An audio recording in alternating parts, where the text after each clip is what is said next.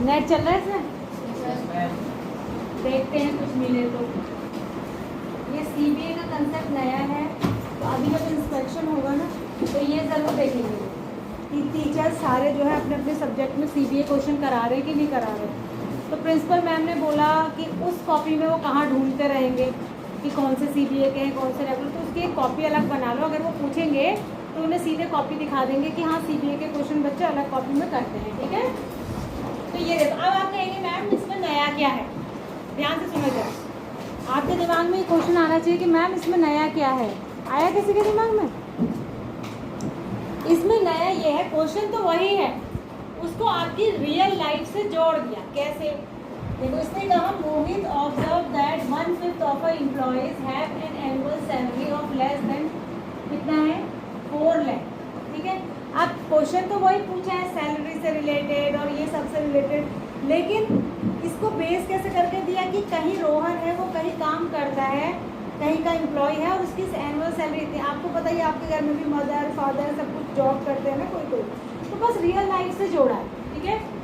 इतनी how many employees have an annual salary of less than 4 lakh, तो कितने employ ऐसे हैं जिनकी सैलरी 4 लाख से कम है। अब आप कहेंगे हम कैसे बताएं, क्योंकि इससे ऊपर ये सिचुएशन है बेटा, इससे related question, you have to note this.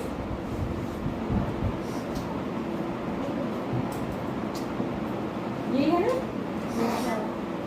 इसको नोट कर सकते। एन ऑडिट, ऑडिट जानते हैं?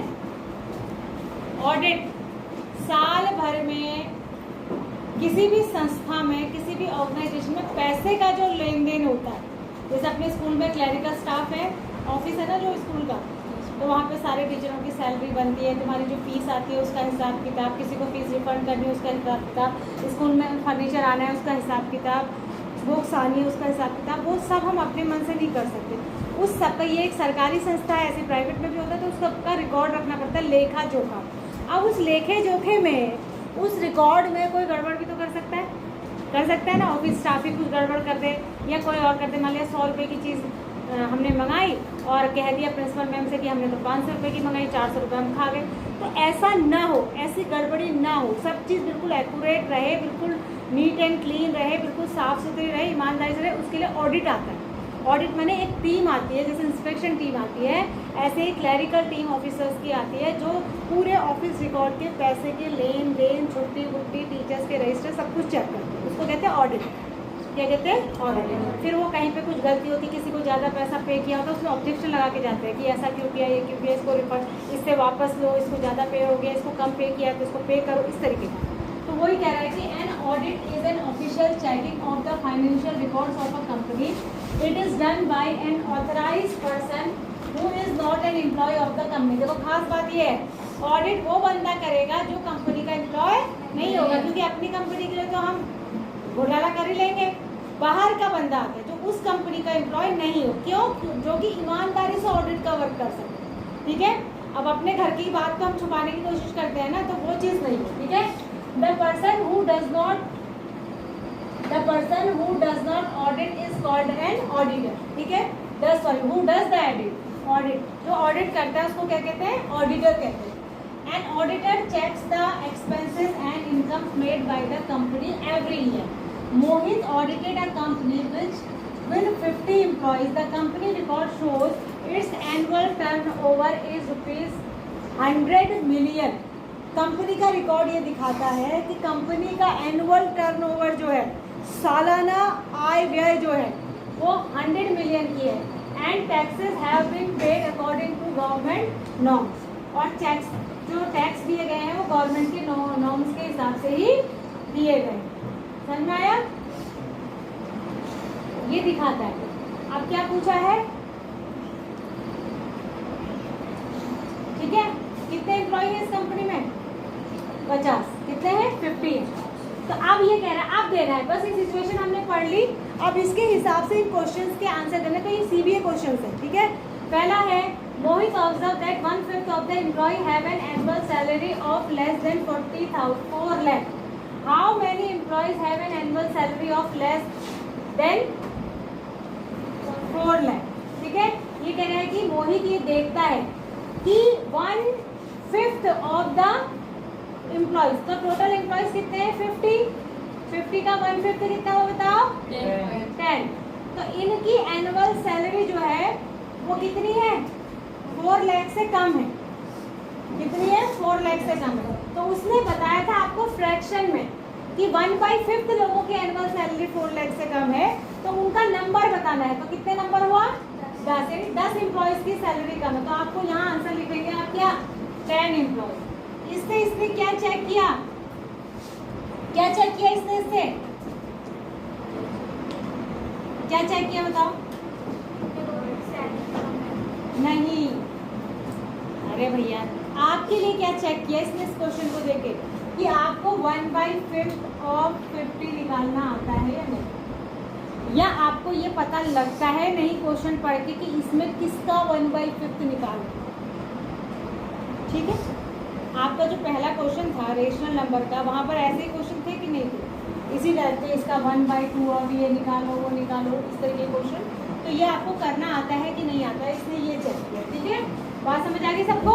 तो इसका आंसर हो जाएगा 10 एम्प्लॉय। तो पहले ऐसे करना है, फिर आंसर लिखना है 10 एम्प्लॉय। अब देखो, अगर ये सीबीए क्वेश्चन नहीं होता तो मैं इस क्वेश्चन को कैसे देती? इसने एक सिचुएशन क्रिएट की, फिर दिया ना क्वेश्चन। अगर ये सीबीए नहीं होता, जनरल क्वेश्चन जैसे हम देते हैं एग्जाम में, तो मैं ऐसे देती हूँ, फाइंड आउट 1/5 ऑफ, ये जनरल क्वेश्चन है। और पूरी सिचुएशन क्रिएट करी, फिर ऐसा क्वेश्चन क्रिएट करा, फिर ये करी तो हमने एक ही चीज़, लेकिन इसको रियल लाइफ सिनेरियो से जोड़ दिया कि ऑडिट होता है। आप देखते हैं अपने आसपास ऑफिस में, कंपनीज में ऑडिट होता है, तो बच्चों को इसकी भी जानकारी मिले कि इन चीज़ों का इस्तेमाल हमारी डे टू डे लाइफ में कहाँ पर हो रहा है, जो हम मैथ्स में पढ़ रहे हैं। ये मतलब है इसका सीबीए क्वेश्चन का। ये हो गया? No ma'am. ये क्वेश्चन हो गया नोट? Yes ma'am. आंसर आप खुद करेंगे घर में, ये वीडियो देख लेना, नहीं आएगा तो उसमें। ठीक है, अब देखो इसी का दूसरा क्वेश्चन बनाया इसने। क्या बनाया? दिस ईयर, इस साल, the company spend 20% of their income on office maintenance. ठीक है, 40% of paying salaries their employees and 10% of miscellaneous things including taxes. The rest of the amount is profit gained by the company. How much profit did the company earn this year? इस साल company ने कितना profit कमाया? बताओ कैसे करेंगे इसको, कौन बताएगा? सभी परसेंट को प्लस कर दे। पहले तो एनुअल टर्नओवर तो देखो कंपनी का कितना है। Annual turnover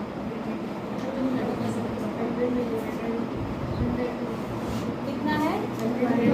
100 million. ये है 100 मिलियन। 100 मिलियन को लिखेंगे कैसे, कौन बताएगा? मिलियन में कितने जीरो लगते हैं? 5। 1 मिलियन इंडियन करेंसी में किसको कहते हैं? 10 करोड़। 1 मिलियन माने 10 लाख। 1 मिलियन माने 10 लाख। कौन सी क्लास में था ये? 6th में आया था। तो 100 मिलियन कितने हो जाएंगे?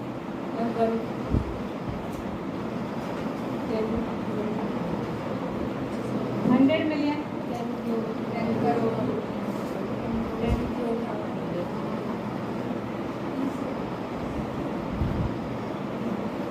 100 मिलियन। ठीक है, अब ये तो टोटल टर्नओवर है, मतलब खर्चा कमाई सब मिला के टोटल टर्नओवर।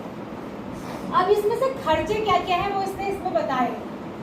क्या बताएंगे खर्चे? बताओ खर्चे। इसने कहा कि कहाँ गया मेरा लिखा हुआ गायब हो गया। खर्चे इसने कहा कि 20% किस में देते हैं? 20% किस में देते हैं? ऑफिस मेंटेनेंस में। 20% ऑफिस मेंटेनेंस में, 40% सैलरी पे करने के लिए, 10% बाकी मिसलेनियस खर्चों के लिए। तो टोटल कितना परसेंट हो गया? कितना हो गया? 70% तो खर्चे ही है। तो 70% किसका निकालोगे? उसी का जो टोटल टर्नओवर है। कितना है? ठीक है, इसका 70% निकालोगे। कितना आया? 7। ठीक है, अब जो बचा वो कमाई है कह रहा है। The rest of the amount is the profit gained by the company. जो बच गया वो क्या है? कमाई है। तो जो हमारा टोटल था ना 100 मिलियन, इसमें से ये माइनस कर देंगे तो बाकी हमारी क्या बची? कमाई बची, प्रॉफिट बचा। समझ में आ गया? तो इस तरीके से क्वेश्चन फ्रेम किए गए हैं। क्या आपको ये समझ आ रहे हैं? अब तीसरा वाला आप खुद करेंगे। ये वाला नोट कर लिया? दूसरा नोट कर लिया? तीसरा नोट करिए। दिख रहा है? अरे दिख रहा है। ये थर्ड क्वेश्चन भी नोट करो इसका। According to government norms, a company has to pay a tax of 6% of the total annual income. अब भाई कमाई तो हो गई जो मेरी बचत हुई, पर बचत में मुझे क्या करना है? टैक्स भी तो देना है गवर्नमेंट को। हम सैलरी मिलती है हमको तो हम भी टैक्स पे करते हैं। तो ये कह रहा है according to the government norms a company has to pay a tax of 6% of the total annual income. Mohit said the tax amount paid by the company this year is 1/3 of the amount paid last year. What was the amount paid last year? ये बताना है। ये आप खुद करें। ये वाले question का आंसर मैं देखूंगी कितने बच्चे सही निकाल कर लाते हैं।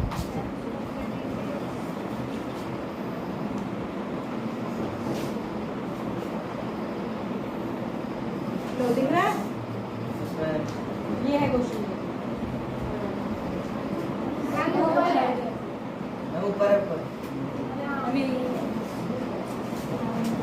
तो ये एक तरीके का सीबीए क्वेश्चन हुआ जिसमें कि एक सिचुएशन दी, उस पर बेस्ड करके 3 क्वेश्चन आपसे पूछे। ठीक है, तो आगे देखो, आगे देखते हैं इसमें क्या बोला है। ठीक है, देखो अब ये क्वेश्चन है। ये आई थिंक आपकी सेकंड चैप्टर है कि ये फर्स्ट ही चैप्टर है? प्रॉपर्टीज फर्स्ट चैप्टर में है। Very good. कौन से चैप्टर में है? फर्स्ट। ये कौन सी प्रॉपर्टीज है? देखो, robin rights the properties of rational numbers. आपने रेशनल नंबर की प्रॉपर्टीज पढ़ी थी, नाम के साथ पढ़ी थी, आपने पढ़ी थी ना? पहली प्रॉपर्टी इसमें लिखी बोल रहा है for any 2 rational numbers x and y। अगर 2 rational number x and y है तो x प्लस वाई इक्वल होता है y प्लस एक्स के, कहना है। फिर प्रॉपर्टी 2 से लिखी रॉबिन ने for any 2 rational number x and y x minus Y equals to Y minus X. Property 3 से ये लिखी x upon Y equals to Y upon X. और प्रॉपर्टी 4 ये लिखी x into Y equals to Y into X. Which property written by Robin are incorrect? कौन बताएगा? Who will tell me? बताओ। Ma'am जो सेकंड प्रॉपर्टी है वो गलत है, और मैम जो थर्ड प्रॉपर्टी है वो भी गलत है। डिवाइड करके जरूरी नहीं है, अलग अलग भी आ सकता है। Very good, clap for. Second property गलत है, ये भी गलत है। देखो पहली सही है। देखो पहली सही कैसी है? पहली सही क्यों है बेटा? देखो एक रेशनल नंबर, मेरे कोई सा भी 2 रेशनल नंबर ले लो, 1/2 ले लो प्लस 1/3 ले लो, इधर ऐड करो और इधर 1/3 में 1/2 ऐड करो तो सेम आएगा कि नहीं आएगा? पहली तो ठीक है, लेकिन माइनस करने पे क्या सेम आएगा? अलग अलग आएगा। इसमें नेगेटिव नंबर आएगा, इसमें पॉजिटिव आएगा, तो ये वाली गलत है। ठीक है, ये कौन सी प्रॉपर्टी है? ये प्रॉपर्टी है कौन सी? Commutative property. कौन सी प्रॉपर्टी है? कॉम्यूटेटिविटी है ना ये है कॉम्यूटेटिव प्रॉपर्टी अंडर एडिशन, ये है कॉम्यूटेटिव प्रॉपर्टी अंडर सब्ट्रैक्शन, ये है कॉम्यूटेटिव प्रॉपर्टी अंडर डिवीजन, ये है कॉम्यूटेटिव प्रॉपर्टी अंडर मल्टीप्लिकेशन।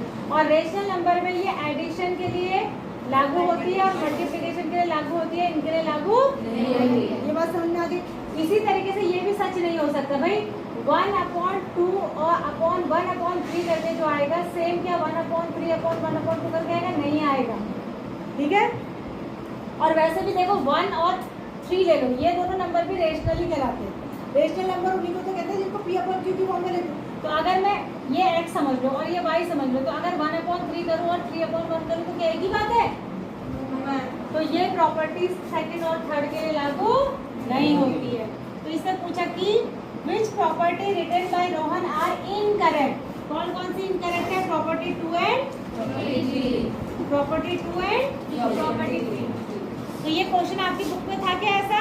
नहीं, ये ऐसा क्वेश्चन बना दिया, लेकिन कंसेप्ट तो आपकी बुक में था ना भाई। ये कंसेप्ट है या नहीं आपकी बुक में? तो इसी को कहते हैं सीबीए क्वेश्चन। बात समझ आ गई? नोट करो, सिचुएशन नोट करो। वापस पता नहीं मुझे ये साइट मिलेगी नहीं मिलेगी, घर में जाके मैं ढूंढती रह जाऊँगी, इसलिए भी नोट कर लो। ये पूरी सिचुएशन नोट करो जल्दी।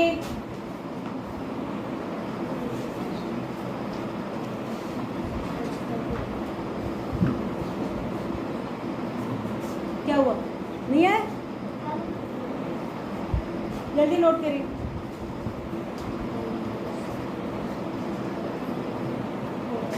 आगे बढ़ जाए? जल्दी करो, जल्दी करो।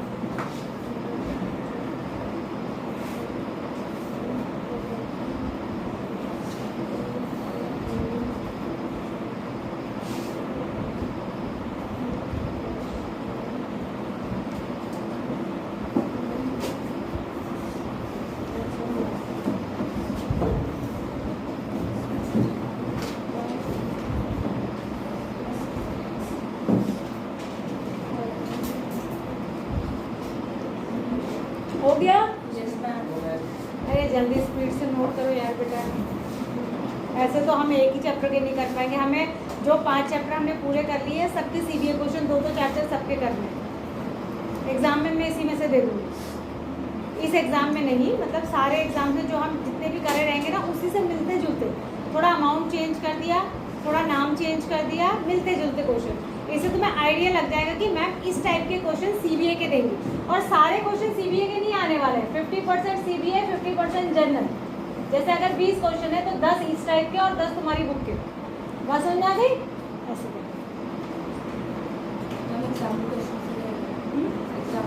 एग्जाम्पल से तो मैंने एग्जाम्पल तो सारे तैयार